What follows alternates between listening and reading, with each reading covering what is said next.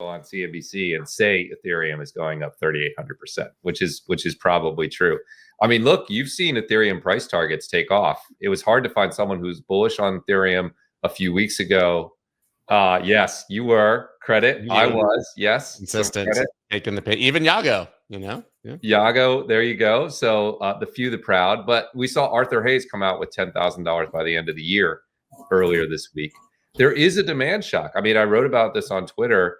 Since May 15th, companies and ETFs have bought 32x the new supply of Ethereum. We love to tie ourselves in knots. Is Ethereum driven by discounted cash flow? Is it a store of value? None of that matters if these two forces are buying 32 times the supply. So I think it's as simple as that. I think it's going to continue. We've done 4.4 billion in inflows into ETH ETFs this month. There's my Ethereum demand shock. Yeah, just want people to see it there. Yeah. Again, people overcome. They're going to rotate into Circle and ETH and treasury companies, and now ETH treasury companies, and now Solana treasury companies. Joe McCann's out there raising a Solana, treasury company. It's going to be. Had to be. I got to get Joe on. It's going to go all the way, right? It's alt season in TradFi for sure. So I want to show you something because this is supported, right? I mean, you don't have to look further than Cathie Wood, right? And she's literally rotating, like selling certain crypto-related stocks. We saw she had sold some Coinbase. She actually had sold some of her own ETF, which freaks people out, but it's just rebalancing in the funds. It's not like that's natural. But to buy BM&R, this is Tom Lee's treasury company. So, I mean, we're not talking about some vague idea that might be happening. You can actually see this transparently. And this is the first time in crypto you can see transparently exactly what's happening because these regulated entities have to report. That is exactly right. If I didn't have compliance requirements, I'd be rolling down the hot ball of money too in the PA. So Cathie's doing exactly what she should do. Of course, these treasury companies are going to do means. One, obviously, is number go up, because it's $8 trillion or something starting to gain exposure to Bitcoin. But the other is vol go down, because the thing about these retirement accounts is, like, I invest, I don't know, in the S&P 500 in my 401k without thinking about it every 2 weeks. I don't even really. You don't need. I mean, it's an automated system. It's effectively a government mandated DCA. That is exactly right. And so you're going to have nobody manages these things. They said it once and they forget about it. Exactly. Forget it. And there's going to be like 2.5% Bitcoin.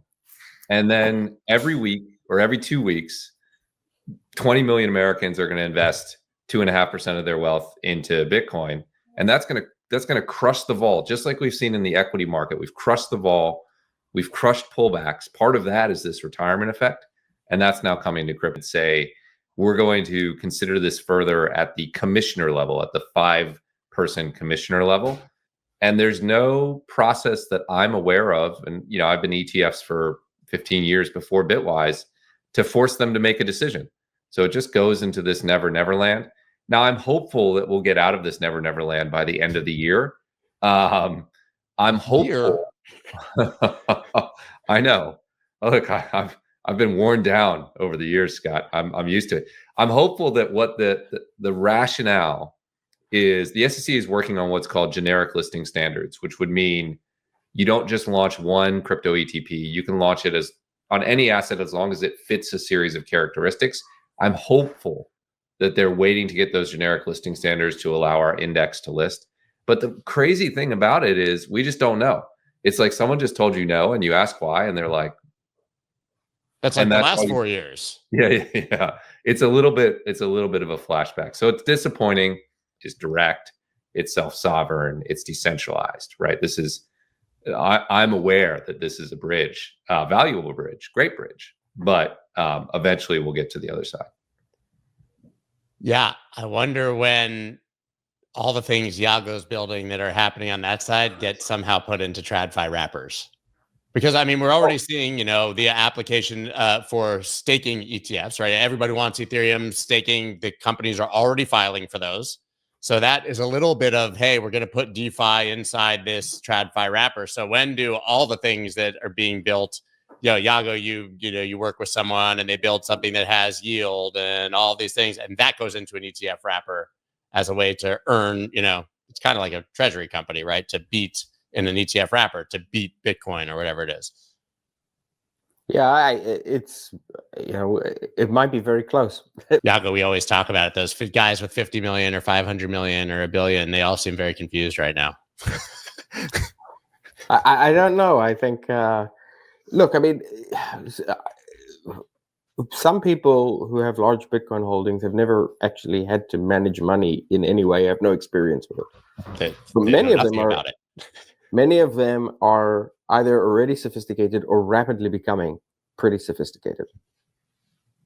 Yeah, I talked to Rick Edelman this week, which will come out on Sunday, who's like the kind of the Michael Jordan of independent advisors. And I asked him kind of that question. I was like, what do all these people do? He said, get an advisor, which is like the last thing they all want to hear.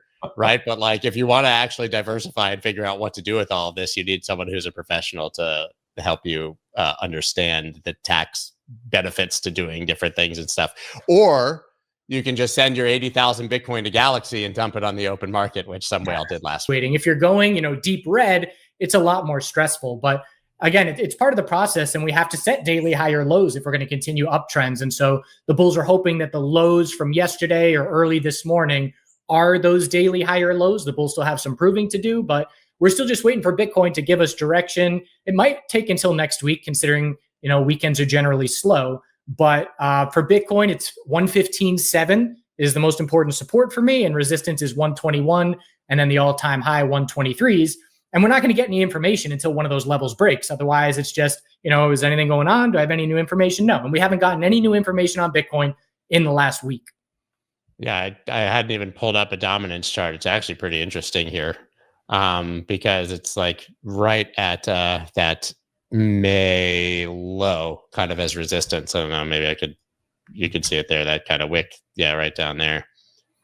Yeah, I mean, in an ideal world, again, for the bulls, you want to see, if you're an altcoin bull, you want to see a daily lower high, or this chart, I should say, is just that it formed this, multi-year long-term churn sideways, break out to 2-year highs.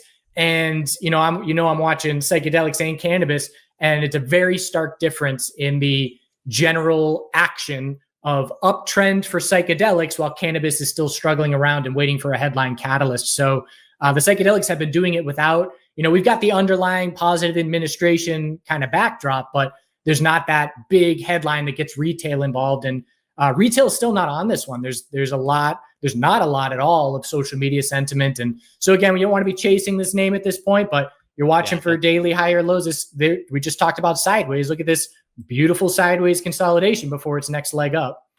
Yeah, that was what was so interesting to me. I've known Todd for years, obviously. Like, subscribe, and turn on notifications. Support the channel by liking this video, subscribing, and enabling post notifications for more content on crypto and digital assets. Check out our other videos and share your thoughts in the comments below. Your engagement helps with the YouTube algorithm and keeps the content coming. Thanks for your support. Enjoy the video.